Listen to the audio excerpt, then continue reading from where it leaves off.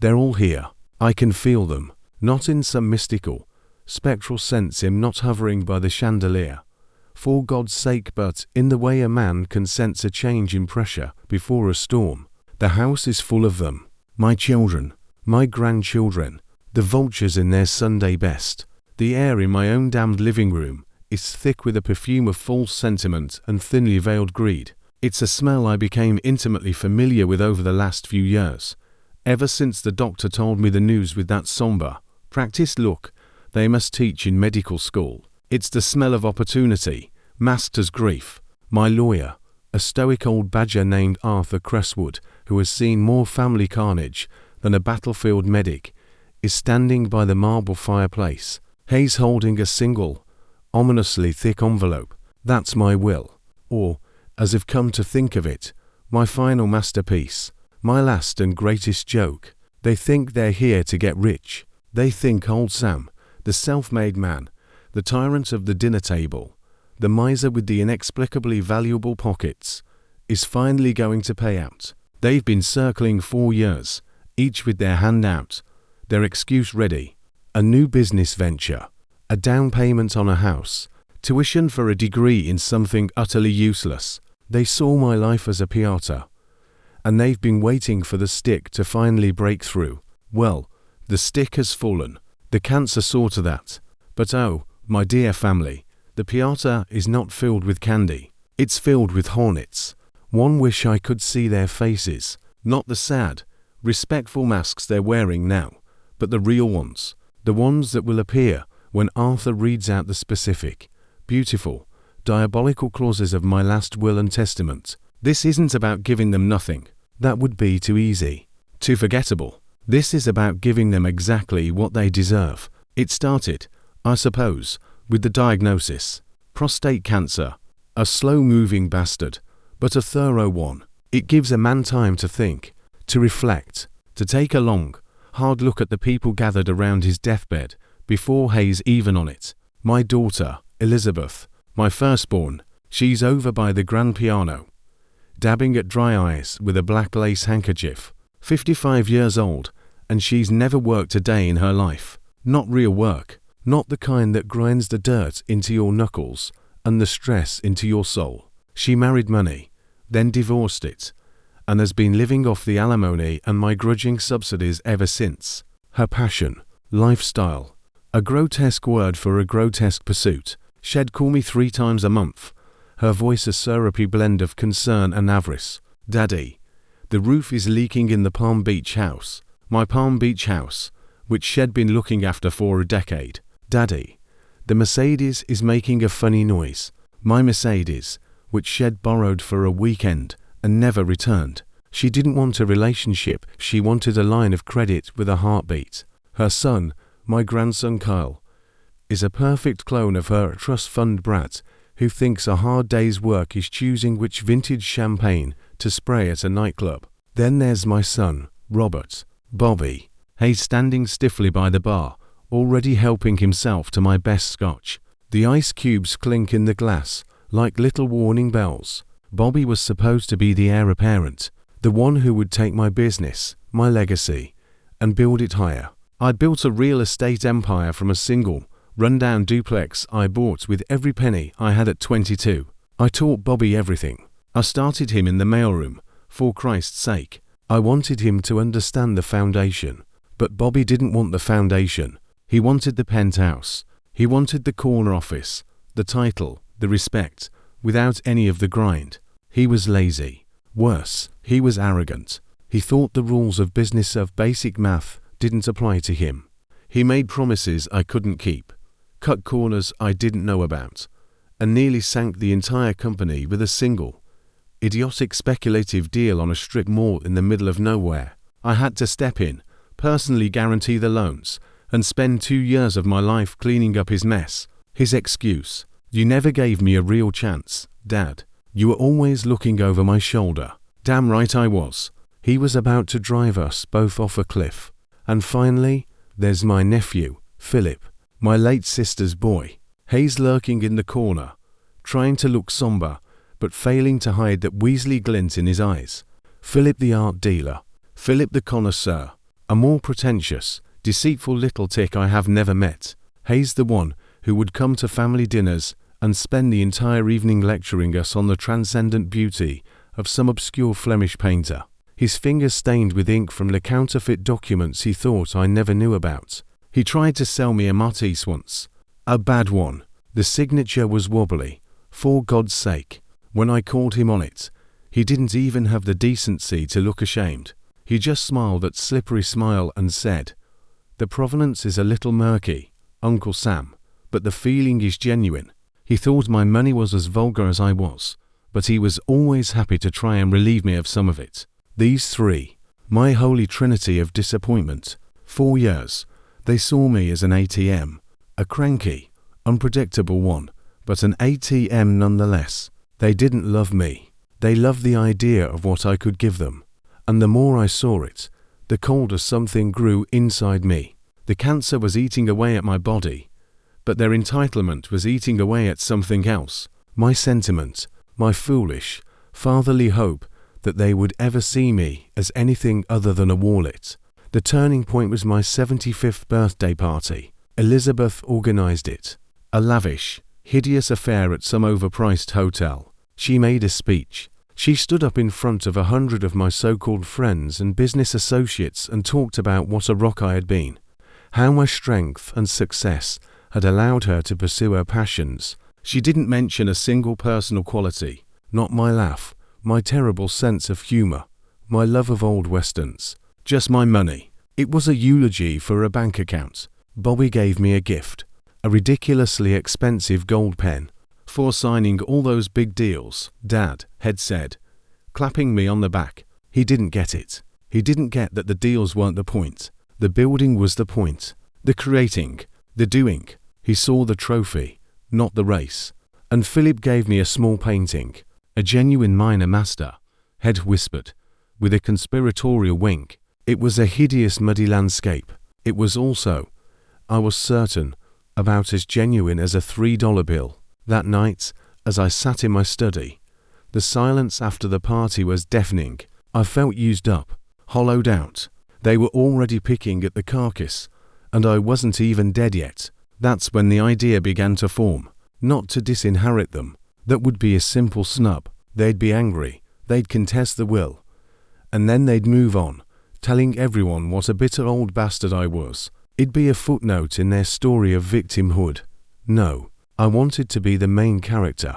I wanted my presence to linger in their lives like a bad smell. I wanted to give them gifts. Wonderful, terrible, magnificent gifts. Gifts that looked like blessings, but were, in fact, beautifully crafted curses. I wanted to burden them, to anchor them to the very avarice they thought would set them free.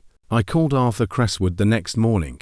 "Arthur," I said, my voice still rough from the party scotch, "we need to rewrite my will, and we need to get creative." Arthur, God bless him, didn't even blink. He'd handled 3 divorces for me and knew the particular venom family could inspire. "I'm listening, Sam," was all he said.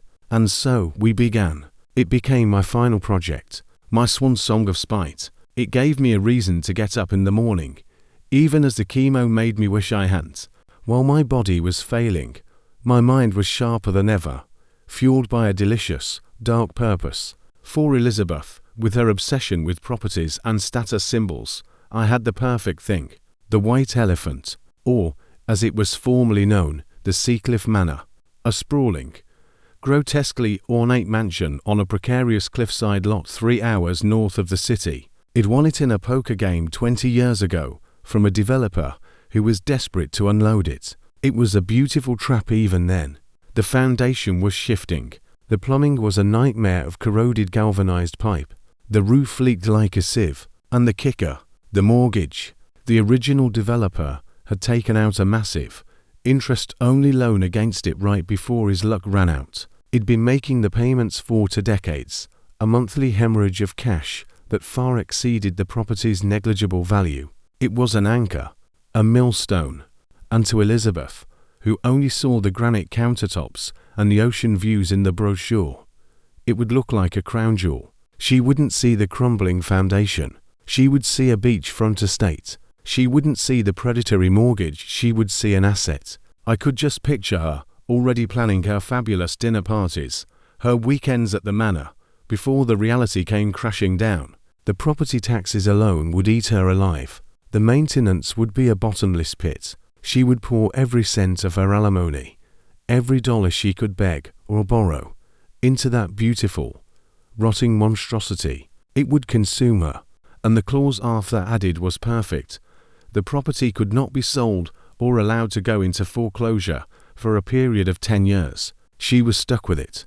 A 10-year sentence of financial torture. For Bobby, my would-be titan of industry, I had something even more special.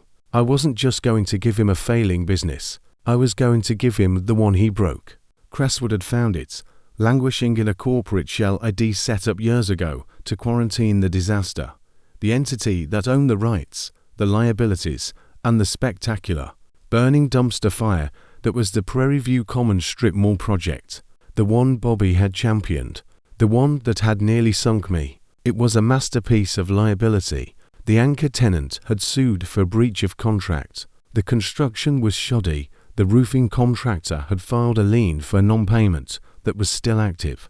The town was levying fines for code violations. It was a lawsuit magnet, a black hole of legal fees and tenant complaints. And now, it was all his. The CEO title, the corporate checks, the whole damn catastrophe. He wanted to be a big-shot developer.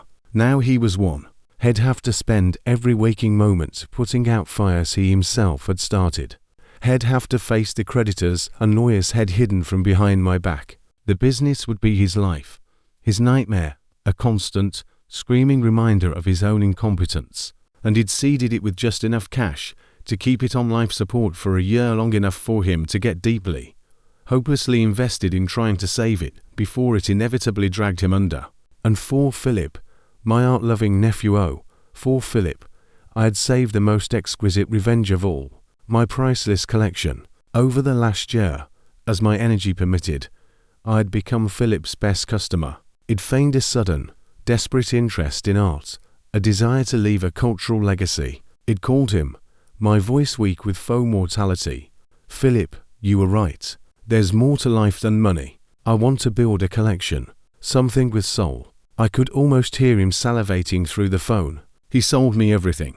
A Degas ballerina sketch, a Pollock drip painting that looked like a toddler had thrown up on a canvas, a pre-Columbian artifact that was probably made in a garage in New Jersey last Tuesday. I paid him handsomely, never haggling, always playing the eager, dying rube. I filled a specially built climate-controlled room in my basement with his forgeries. I had him write up certificates of authenticity, paying extra for his expertise. I played my part to perfection.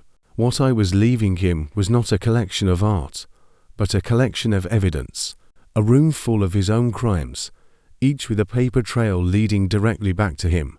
The will bequeathed him the entire collection, along with a generous and very public cash endowment specifically for its care and maintenance. He would be lauded as the keeper of my cultural legacy. He'd be trapped. He couldn't sell them without exposing himself as a fraud. He couldn't donate them to a museum without triggering an authentication process that would land him in jail. He would have to spend his own money to insure, secure, and protect a mountain of worthless junk, all while pretending it was his greatest treasure. The humiliation would be exquisite, the fear of exposure constant. He would be the curator of his own prison. The rest of my estate, the actual money, the good investments, the liquid assets I left to my few true friends, to charities that researched the cancer that was killing me, and to a couple of young, hungry employees who had shown more loyalty and grit than my own blood ever had. Arthur had argued at first, "Sam, this is aggressive. They will contest it. They will say you weren't of sound mind." It grinned, a skeletal thing. I have letters from 3 oncologists and to psychiatrists stating that I am, despite the circumstances, as sane as I've ever been. Which, they'll argue, isn't saying much, but it'll hold up. Besides, Arthur, it said, leaning forward, the pain in my bones a dull roared learned to ignore. I'm not just giving them burdens, I'm giving them lessons. The lessons they refused to learn from me when I was alive. Elizabeth will learn the true cost of $1. Bobby will learn the consequence of failure. Philip will learn the value of honesty. They might hate me for it, but by God, they'll have learned something. Arthur, after a long moment, had simply nodded and sharpened his pencil. He understood. This wasn't just malice, it was pedagogy. From the grave. And now, the day's here. Arthur clears his throat. The murmured conversations in the room die instantly. You could hear a pin drop, or a heart break. Thank you all for coming. Arthur begins, his voice dry and precise as a legal document.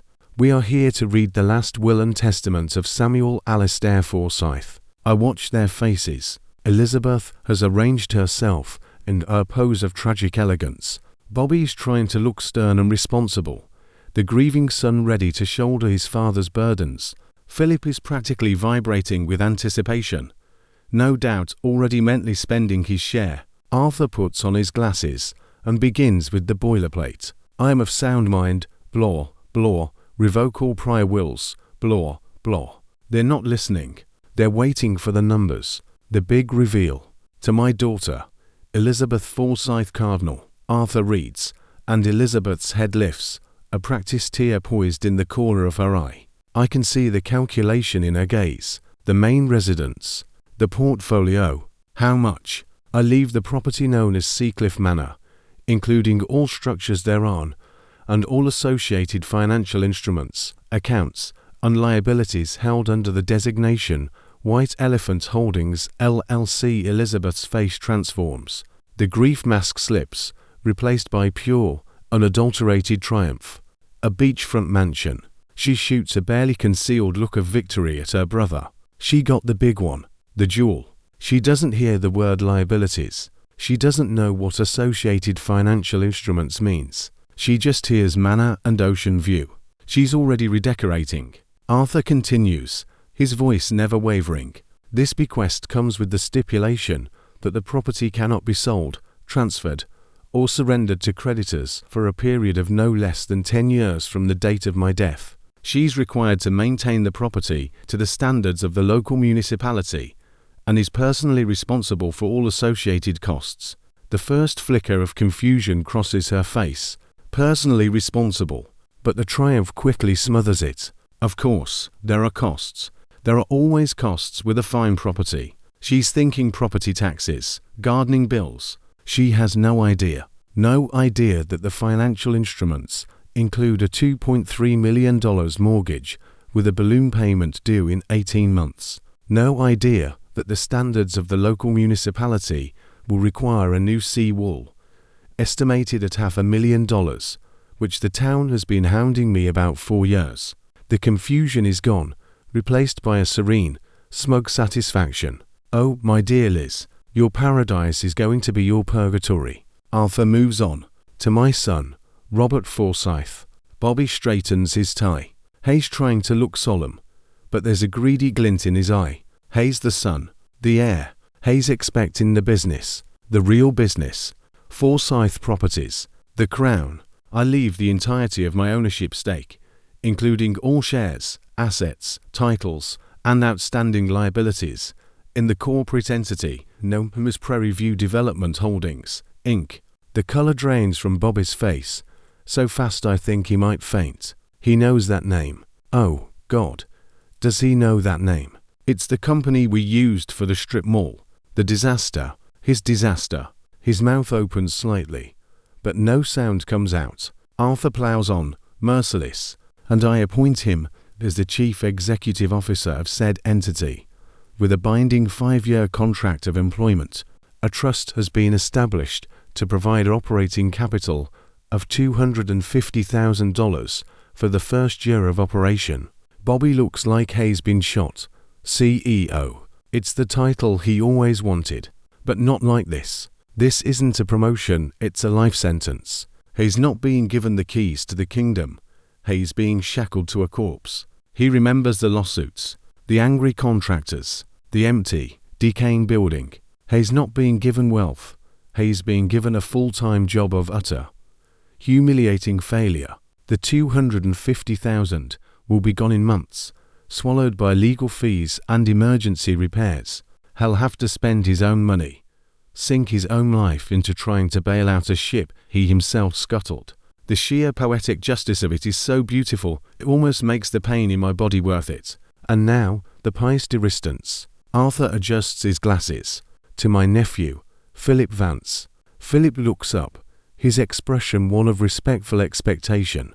Hayes probably hoping for a nice, clean cash bequest, something he can use to fleece another dying uncle. I leave my entire art collection, as catalogued and displayed in the specially designed gallery in the lower level of my primary residence. This includes all paintings, sculptures, and artifacts, along with all related documentation, certificates of authenticity, and appraisal documents. Philip's eyes light up. Hayes thinking of the Matisse he sold me, the Degas. He thinks Hayes getting a fortune.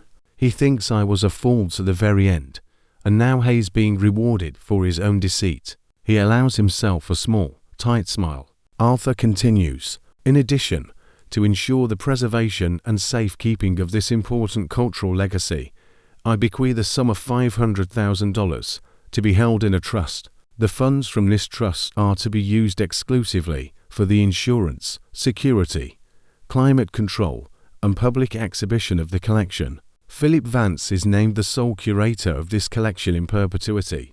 The smile on Philip's face freezes. It doesn't fall, it just solidifies.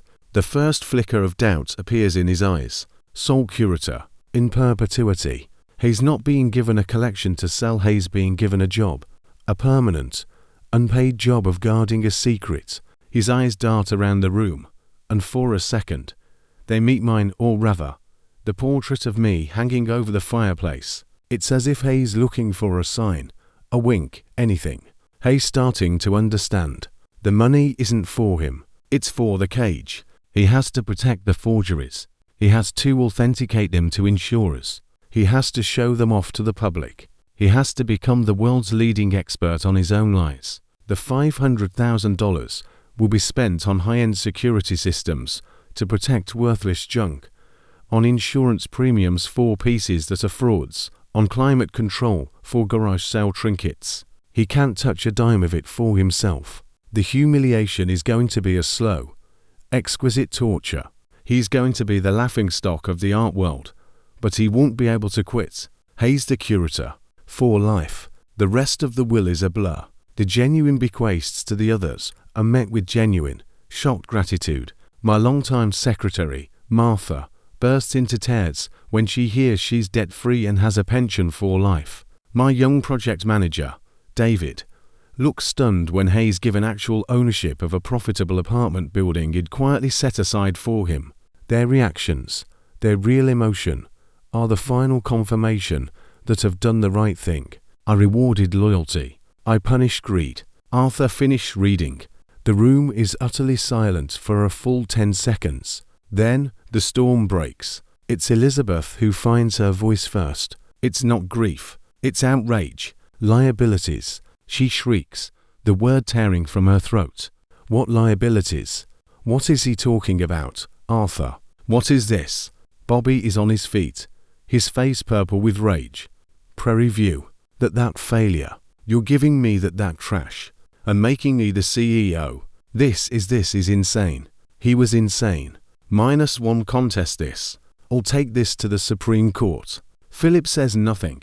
Hayes just staring into space, his face a sickly shade of grey. He knows the game is up. Hayes not holding a winning ticket, Hayes holding a bomb. And the timer is ticking. Arthur remains impassive, a rock in the churning sea of their fury. The documents are all in order, he says calmly. Copies of the will, along with detailed inventories of the assets and liabilities in question, are available for each of you. Your father, your uncle, was of perfectly sound mind. Eccentric, perhaps, but sound. Sound, Bobby roars, pointing a trembling finger at my portrait. Hayes saddled me with $1 million in lawsuits. Hayes given Elizabeth a sinking house, and Hayes given Philip a room full of he trails off, suddenly realizing the implication of my art bequest. His eyes widen as he looks at Philip's ashen face. A dawning, horrible understanding. Even in their shared fury, the first cracks of suspicion appear between them. The room devolves into chaos. Elizabeth is weeping real tears now, tears of fury and panic. Bobby is pacing, running his hands through his hair, sputtering about lawyers and incompetence. Philip has sunk into a chair, looking like he's going to be sick. And me, am at peace. The pain is gone. The pressure is gone. I have had my last word. It was a good one. I watched them for a while longer. These three architects of their own misery. They are shackled to the manifestations of their greatest flaws. Elizabeth to her vanity, Bobby to his arrogance, Philip to his deceit. They will spend years, perhaps decades, wrestling with the monsters I have so thoughtfully bequeathed to them. They will curse my name. They will tell everyone who will listen what a monster I was, and they will be right. But they will also remember me. Every time a mortgage payment comes due, every time a lawsuit is filed, every time they have to spin a new lie about the provenance of a fake painting, they will think of me. Old Sam, the bitter bastard. I am not fading away. I am embedding myself into the fabric of their lives, a permanent, painful thorn. I have not left them with nothing. I have left them with a legacy. It is a toxic one, and it is all mine. The chaos in my living room was a symphony, and I was its grinning, ghostly conductor. The raw, unfiltered avarice and panic were more beautiful than any sunset he'd ever seen from the deck of that cursed Seacliff Manor. Elizabeth's shrieks had dissolved into messy, hiccuping sobs, not the delicate, lace-dabbing kind, but the ugly, red-faced, can't-catch-your-breath kind. You don't understand. She wailed at Arthur, who stood by the fireplace as unmoved as the marble beneath his feet. There must be a mistake. A mansion doesn't have liabilities. It's an asset. He always said it was his jewel. Arthur merely picked up a separate, thinner folder from the mantelpiece. This is the summary for Seacliff Manor, Elizabeth. It includes the current mortgage documents, the outstanding town citations for the seawall, and the engineer's report from 2 years ago detailing the foundational subsidence. The full documentation is, of course, available at my office. She snatched the folder from him, her perfectly manicured hands trembling. She fumbled it open, her eyes scanning the top page. I watched her face, that mask of practiced elegance, crumble line by line. Her lips moved soundlessly as she read the number of the outstanding mortgage principal. Her breath hitched. To .3 million. She whispered, the words barely audible. Then her eyes dropped to the next line. Interest only. Balloon payment due. She looked up, her face a mess of confusion and dawning horror. What's a balloon payment? Bobby, lost in his own raging storm, snorted with derision. It means you're screwed, Liz. It means the entire principal is due all at once. And he leaned over, grabbed the paper from her limp hands, and scanned it. 18 months. Congratulations. You just inherited a $2 million debt, secured by a house that's about to fall into the ocean. He threw the paper back at her. It fluttered to the Persian rug like a dead leaf. This, of course, was the wrong thing to do. Elizabeth's grief-turned panic now found a new target, her brother. Don't you dare talk to me about debt, you failure. She spat, the venom shocking even me. He gave you the business, you bankrupted. He made you the CEO of your own disaster. At least my house is a tangible thing. You're the CEO of a lawsuit. How many are there, Bobby? How many people are waiting to sue you? Bobby's face went from purple to a dangerous, mottled red. He took a step toward her, and for a second, I thought he might actually strike her. You shut your mouth, he growled. You have no idea what you're talking about. That project was sabotaged. The market turned. It wasn't my fault. It's always someone else's fault, isn't it, Bobby? Elizabeth shot back, emboldened by his rage. It was never your laziness, your arrogance. Daddy saw it. He always saw it. And now Hayes made sure everyone else will, too. While the siblings tore into each other with the viciousness of two scorpions in a bottle, Philip remained silent. He hadn't moved from the wing-back chair. He looked shrunken, smaller than he'd ever seen him. The folder Arthur had handed him unopened on his lap. He was just staring at the intricate pattern of the rug, his mind clearly racing a mile a minute, calculating the angles, the exits. There were none. I had closed them all. Arthur cleared his throat, a dry, judicial sound that cut through the familial vitriol. "There will also stipulate," he said, his voice lifting to be heard over the din, "that any contestation of its terms by a beneficiary will result in the immediate and total forfeiture of their bequest. The disputed assets would then be liquidated to the best of the estate's ability, with any proceeds going to the American Cancer Society." The room went silent again. It was the masterstroke. Arthur had waited for the perfect moment to deliver it. They were trapped. If they fought me, they got nothing. Not even the beautiful, terrible burdens he'd so carefully crafted for them. They were faced with a choice. Accept their poison pill and maybe, just maybe, find a way to swallow it, or starve. Elizabeth looked from Arthur to Bobby, her mind working.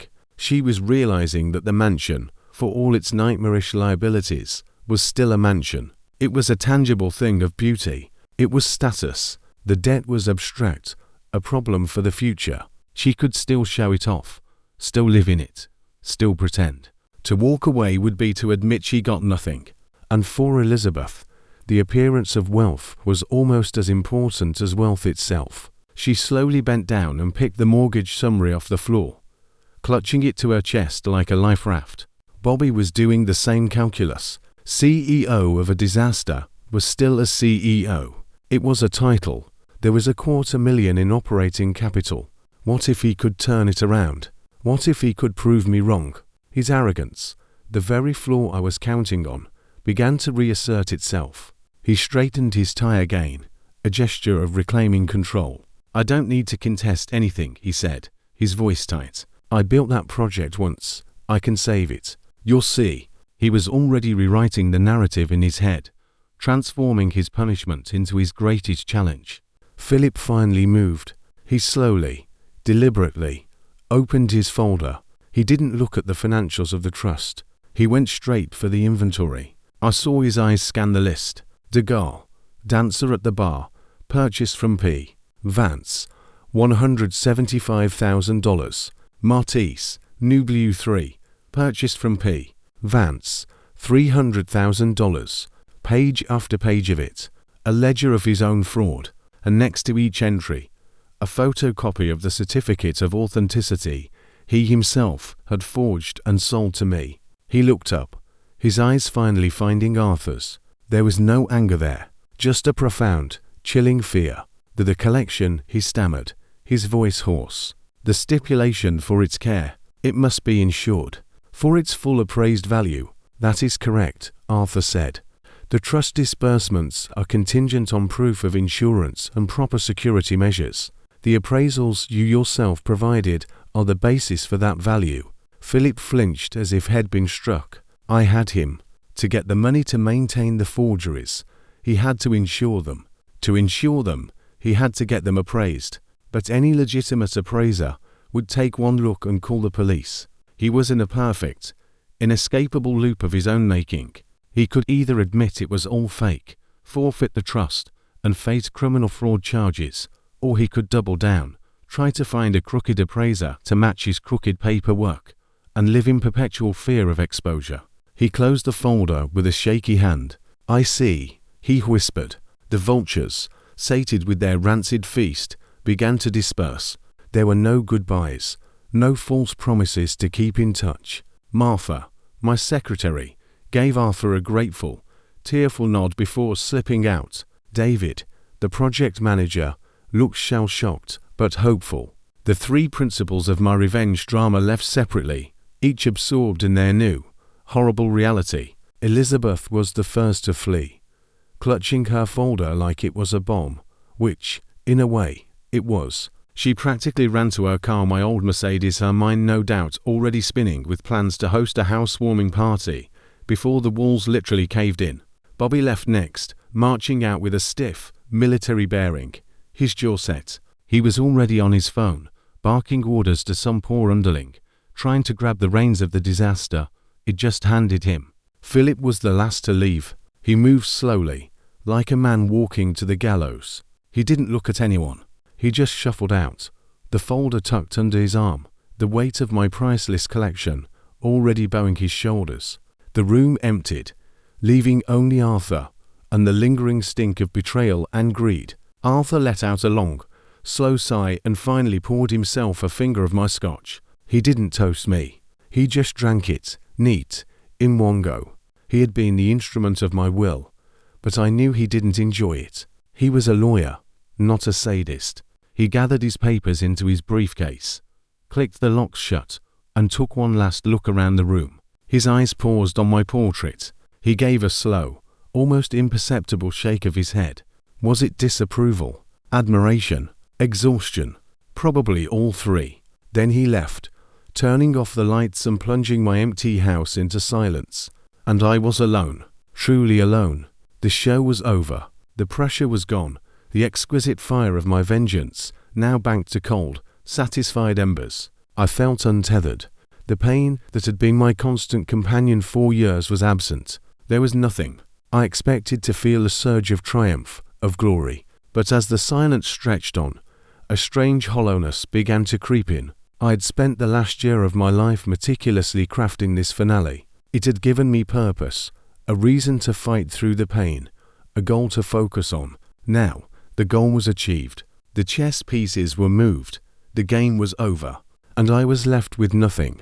I had wanted to be a constant presence in their lives, and I would be. But what did that make me? A ghost haunting three people I despised. Was that a victory? Or was it just another kind of prison? I lingered in the dark, empty house. I watched the moon cast long shadows through the windows. I listened to the quiet settling of the old timbers. This was it. This was the aftermath. I had orchestrated the most brilliant, satisfying revenge I could conceive of. So why did the silence suddenly feel so loud? The following weeks were a blur of delicious schadenfreude, observed from my unique, post-mortem perspective. I had no limits now. I could be anywhere. And I was. I was a fly on the wall in all their personal hells. My first stop was Elizabeth's. She didn't waste any time. The day after the funeral, she was on the phone with a realtor, not to sell, of course, but to get a comparative market analysis. She needed to know the size of her win. I was there in the Mercedes as she sped north towards Seacliff Manor, her mood a giddy cocktail of entitlement and excitement. She played classical music loud, singing along off-key. She was envisioning the life of a seaside aristocrat. The reality began to intrude even before she arrived. The long, winding driveway up to the property was cracked and choked with weeds. The grand iron gates were rusted shut, and she had to get out of the car and heave them open with a screech of protesting metal.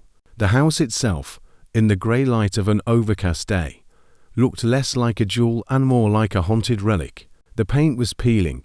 Several shutters hung askew. The vast lawn was a jungle of overgrown grass and thistles. Charm, she said to herself, unlocking the massive front door. It just needs a little love. The door swung open into a grand foyer with a staircase worthy of terror. It was also freezing cold, and it smelled. A damp, fungal, rotten smell. Her high heels clicked on the marble floor, the sound echoing through the empty, cavernous rooms. She spent an hour wandering around, her initial excitement slowly curdling into unease. The ocean views were indeed spectacular, but every window she looked out revealed some new problem.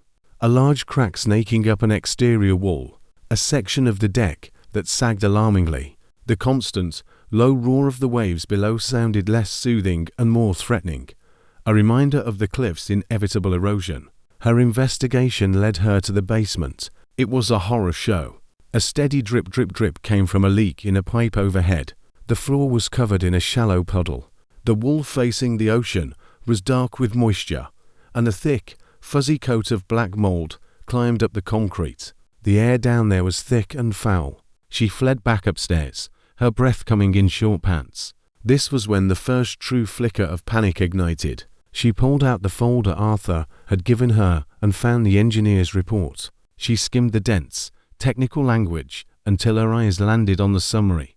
Significant structural movement due to water infiltration and inadequate foundational support. Immediate remediation required to prevent further destabilization. Estimated cost, $400,000, $750,000. She sank onto the bottom step of the grand staircase. the paper fluttering from her hand. $750,000, just to stop the house from sliding down the cliff. And that was before the new roof, the new plumbing, the new electrical system the report also mentioned. And the mortgage, the $2.3 million mortgage. The giddy fantasy evaporated, replaced by the cold, hard reality of a bottomless money pit. She wasn't an heiress. She was a custodian of a catastrophe. A sob escaped her, echoing in the empty foyer. This wasn't a legacy. It was a life sentence. My next visit was to Bobby. Had marched into the dreary, nearly empty office suite of Prairie View Development Holdings with the air of a general taking command of a besieged fortress. The office was a single room in a low-rent business park, furnished with 2 dented metal desks, a flickering fluorescent light, and a phone that hadn't rung in years. The first week was a comedy of errors. He called a meeting with the former property manager, a weary-looking man, Jerry, who had been kept on a retainer to basically watch the place decay. Jerry laid it all out with the grim satisfaction of a coroner listing causes of death. "Well, Mr. Forsyth," Jerry said, ticking points off on his fingers. "The anchor tenant, a grocery store, sued for breach of contract after the roof collapsed in produce. We lost. That judgment is for $850,000. The roofing contractor has a lien on the property for $200,000 for non-payment.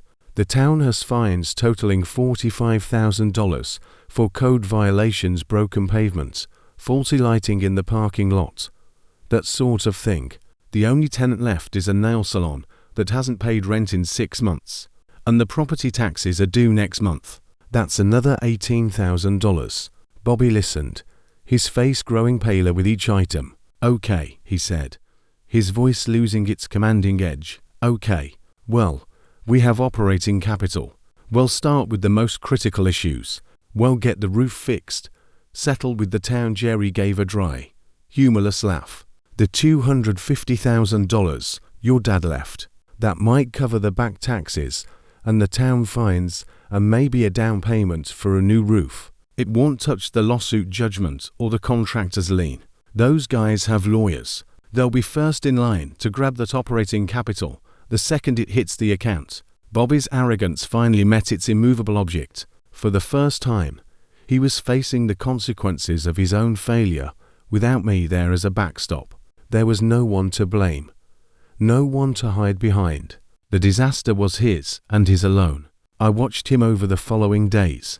The bravado drained away, replaced by a frantic, sweaty desperation. He spent hours on the phone, begging, cajoling, trying to get loans, to restructure debts, to find new investors. But the name Prairie View was toxic in local business circles. Everyone knew the story. Everyone knew it was his fault. He was trapped in that dismal little office, staring at piles of past due notices and legal threats. The phone silent, the title of CEO feeling more and more like a cruel joke. This was his inheritance. Not power, not respect, but a daily, grinding reminder of his own incompetence. He wasn't building an empire. He was managing its ruin. But it was Philip's unraveling that was the most subtly satisfying to watch. His was a quiet, internal panic, a cancer of fear. He came to the house a few days after the reading, letting himself in with the key he'd left him. He stood for a long time at the door to the basement gallery, just staring down the stairs. He looked like a man about to descend into his own tomb. He finally flicked on the lights and walked slowly through the room. He stopped in front of the Matisse. He reached out a trembling hand and touched the surface of the painting, his fingers tracing the clumsy brushstrokes he himself had commissioned from a talented drunkard in Soho. He saw it now not as a payday, but as evidence, a $300,000 monument to his own fraud. His assignment was clear: to access the trust fund. He had to ensure the collection. He spent a week making discreet calls to high-end insurance brokers. They all asked the same question: and could you provide the most recent independent appraisal? Independent appraisal. The 3 words that were his doom. He tried to demur. "The appraisals I have are quite comprehensive," he'd say, his voice oozing false confidence, "from renowned experts. He'd name drop a few art historians I knew he'd bribed for previous authentications. I'm sure the brokers would reply, their tone polite but firm. But for a policy of this size, our underwriters will require an appraisal from one of our approved firms. Sotheby's, Christie's, that sort of thing. Sotheby's. The word hung in the air like a death sentence. He'd hang up, his hand shaking, and pour himself a large drink. He was trapped. He couldn't insure the collection without exposing it as fake.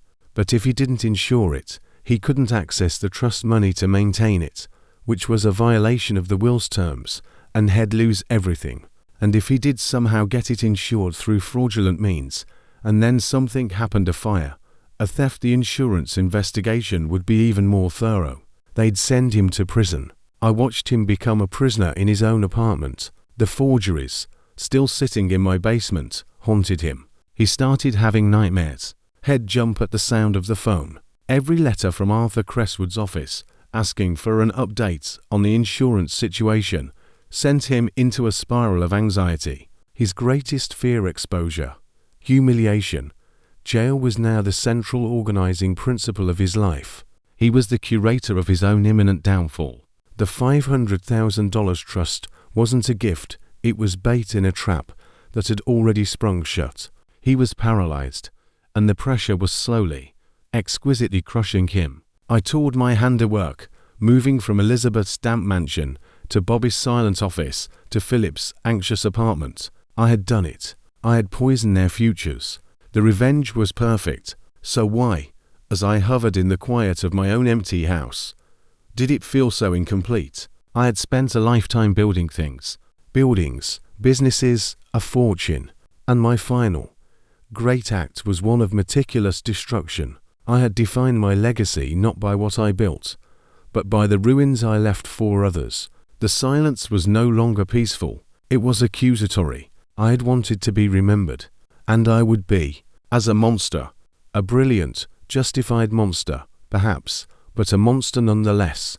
The hollowness I felt after the will reading began to grow, fed by their misery.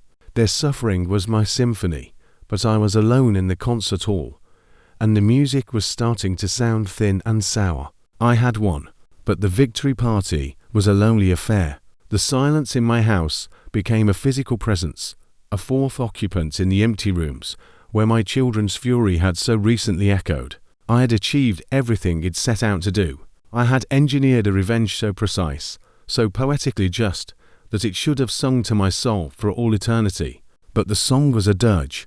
The hollowness it felt after the reading didn't fade, it deepened, becoming a void that not even the spectacle of their suffering could fill. I was a ghost, but not the kind that rattles chains. I was a ghost of consequence, tethered to the three anchors of my own making. I drifted between them, a silent witness to the unfolding of my masterpiece. And with each passing day, the masterpiece began to look more and more like a crime scene. I went to Elizabeth first. The initial panic had subsided, replaced by a frantic, delusional energy. Denial is a powerful drug, and she was mainlining it. She'd moved into Seacliff Manor, camping out in the one bedroom that seemed least likely to have a ceiling collapse. The grand rooms were empty, but she'd dragged a single, gilded patio set into the vast living room, placing it right in the center of the mildewed Persian rug. She would sit there on the wrought iron chair, sipping cheap wine from a crystal glass, and stare out at the ocean view.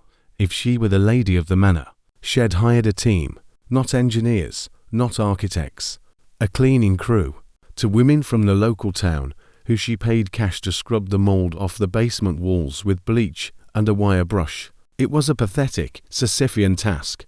The damp was in the bones of the house. You couldn't scrub it away. The women would leave coughing, their eyes watering from the fumes, and the black fuzz would begin to reappear within days. She'd found the mortgage statements in a pile of mail it left behind. The monthly interest payment was a figure that made her physically stagger. She'd clutched the countertop, her knuckles white, breathing in short, sharp gasps. That was the moment the first crack in her denial appeared. The number was too big to ignore. It was more than her entire monthly alimony. I watched her sit down at the dusty desk in the study, a place I'd once used to plot my own acquisitions and try to make a budget. It was a heartbreaking sight. She, who had never balanced a checkbook in her life, was trying to calculate how to service a multi-million-dollar debt on a budget of alimony and my meager leftover dividends. She wrote numbers down, scratched them out, wrote new ones. The sums never worked. The interest payment alone was a black hole that swallowed her entire income. The reality was a slow, cold tide rising around her. She started selling things. First, the jewelry shed wheedled out of me over the years.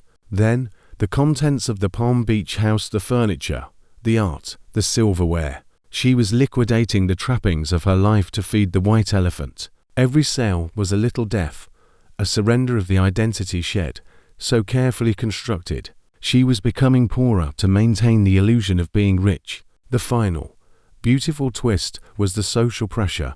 Word got out that Elizabeth Forsyth Cardinal had inherited the legendary Seacliff Manor. Invitations started pouring in.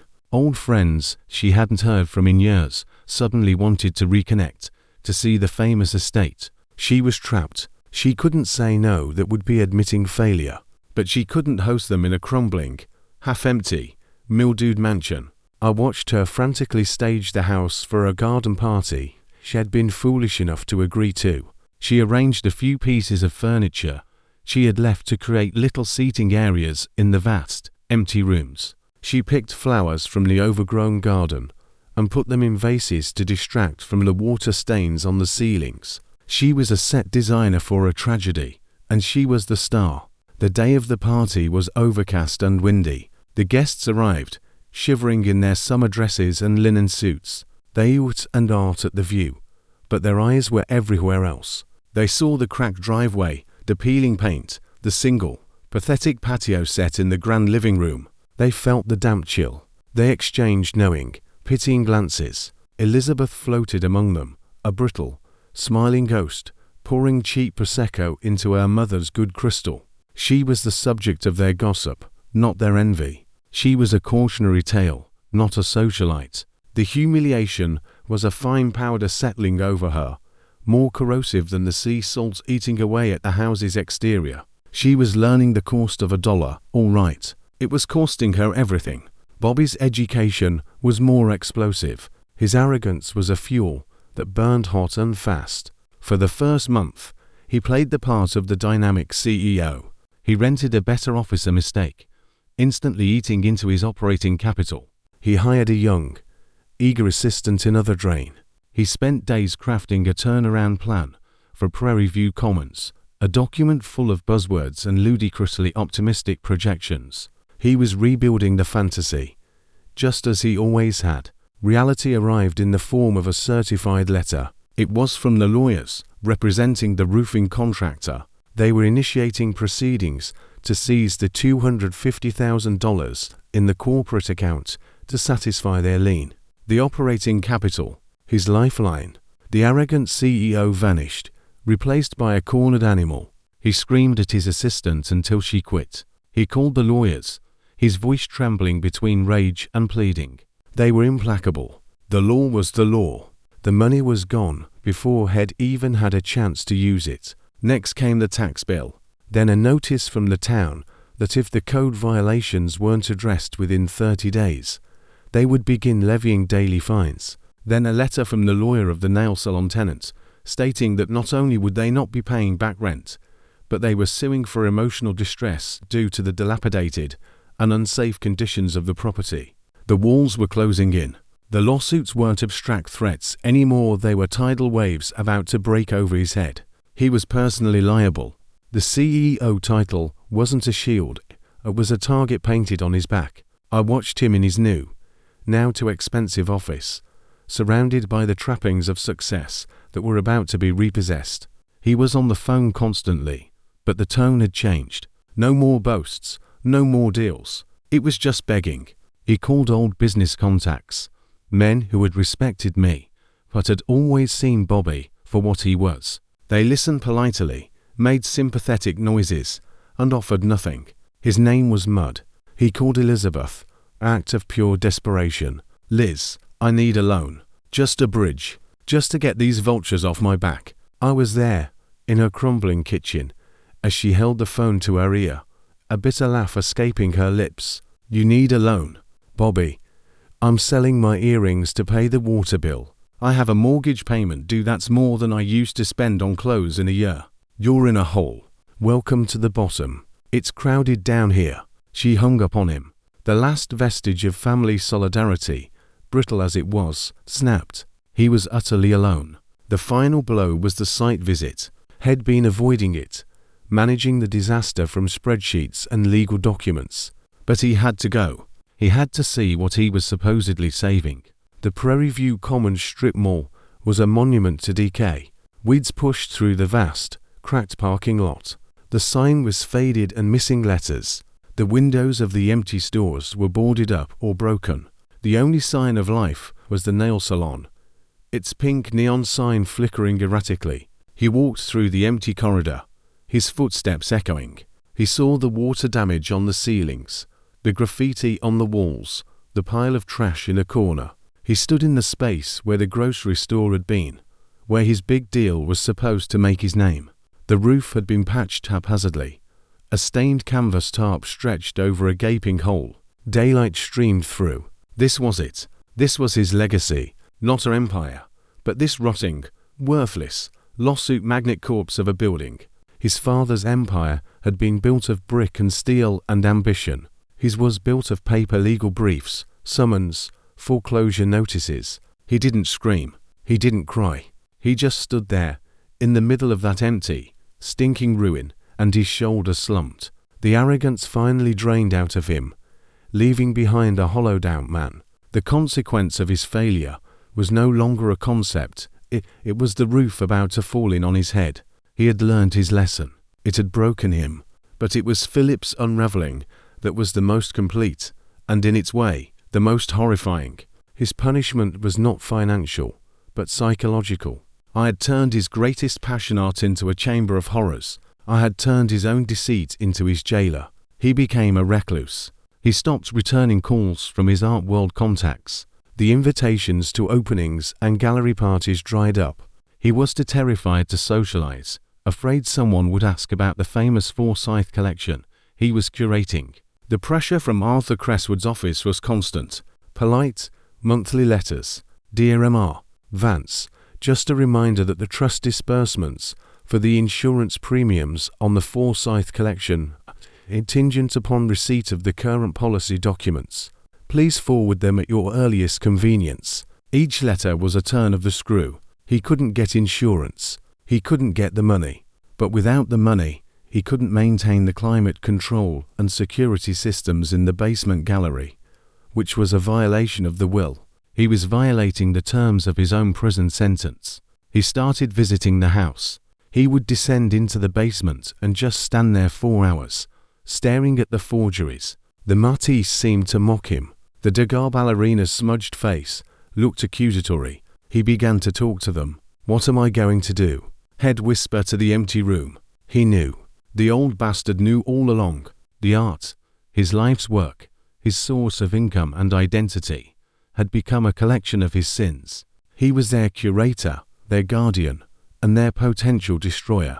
The weight of the secret was crushing him. He stopped sleeping. He started drinking during the day.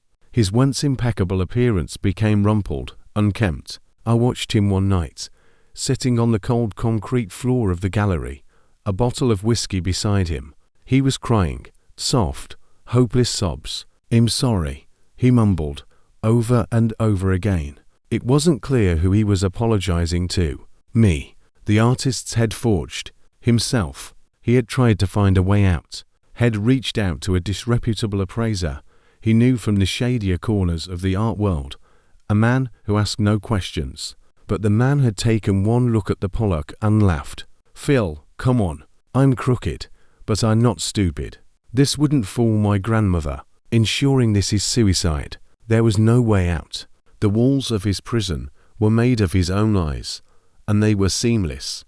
The fear of exposure was now a constant, low hum in his life. The background noise to every waking moment. He was waiting for the knock on the door, the letter from the authorities. He was living his worst nightmare, And I had written the script. I had done it. I had taken my 3 tormentors and given them exactly what they deserved. Elizabeth was drowning in debt, her social standing in ruins. Bobby was besieged by lawsuits, his arrogance ground into dust. Philip was a trembling wreck, imprisoned by his own fraud. This was my victory. This was my legacy. So why did I feel like I had lost? I found myself drifting back to the moments I had ignored. Not the grand gestures of greed, but the small, quiet offers of connection I had batted away. Elizabeth, years ago, trying to show me a photo album of her son.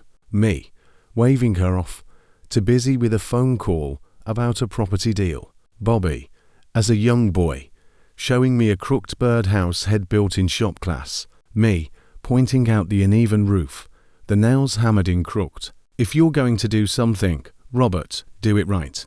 The light in his eyes had gone out. Philip, as a teenager, trying to talk to me about a book he'd read, his voice full of a passion it dismissed as pretentious. Stick to things that make money. Kid, I had built my empire, but I had never built a bridge. I had seen their hands reaching out, not just for money, but for approval, for a sign that they were more to me than disappointments. And I had seen only entitlement. I had fed their greed with my resentment, and in the end, we had consumed each other. My revenge was perfect, but it was also empty. I had defined my entire relationship with my family by its worst moments, and I had engineered an ending that ensured those worst moments would be there forever. I had wanted to teach them a lesson, but the only one learning anything in the aftermath was me. And the lesson was this: vengeance isn't a fruit you can savor. It's a poison you drink, and then you wait, alone, for it to work on you. The house was so quiet, the kind of quiet that comes after a great noise has faded. The storm of my life was over. I had been the storm, and now there was just calm, an empty, hollow calm. I looked at my portrait over the fireplace. The stern, proud man, the self-made success, the bitter old bastard. I had never felt further from that man. His victories seemed petty, his grudges childish. He had spent his life building walls when he could have been opening doors. I had thought my will would be my final word, but now I saw it for what it was. Not a period at the end of a sentence, but a black hole, sucking all the light and possibility out of my family's future. I had the last word, but I had nothing left to say. The energy that had sustained me, the delicious fire of my spite, was gone. The tether that held me to this world, to them, felt thin, stretched to breaking. I had nowhere else to go, nothing else to see. I was done. I took one last look around the room, at the empty chair where Elizabeth had sobbed, at the space by the bar where Bobby had raged, at the corner where Philip had shrunk into himself. I had wanted to be remembered, and I would be. I had etched my name onto their lives with acid. They would never forget me. The light outside began to change, the deep blue of night giving way to the pale grey of dawn. A new day was starting for them, a day of mortgage payments, legal threats, and paralyzing fear. A day I had created. I felt myself beginning to fade, not with a bang, but with a sigh.